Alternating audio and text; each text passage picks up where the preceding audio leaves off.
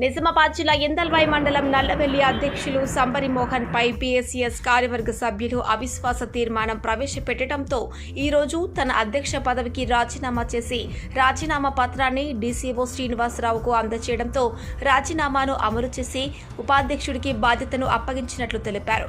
ఉమ్మడి నిజామాబాద్ జిల్లా ఐడీసీఎంఎస్ అధ్యక్షులుగా ఉన్న సంబరి మోహన్ పీఎస్సీఎస్ అధ్యక్ష పదవికి రాజీనామా చేయడంతో ఐసీడీఎంఎస్ అధ్యక్ష పదవిని కూడా కోల్పోనున్నట్లు డీసీఓ శ్రీనివాస్ తెలిపారు.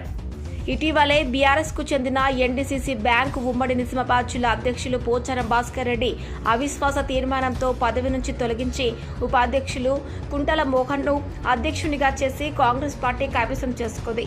అలాగే ఐడీసీఎంఎస్ ఉమ్మడి నిజామాబాద్ జిల్లా అధ్యక్షునిగా కాంగ్రెస్ పార్టీ అభ్యర్థిని పెట్టి కాంగ్రెస్ పార్టీ కైవసం చేసుకున్నట్లు పలువురు అభిప్రాయపడుతున్నారు. వ్యక్తిగత కారణాల వల్లనే అధ్యక్ష పదవికి రాజీనామా చేస్తున్నట్లు సంబరి మోహన్ ప్రకటించారు.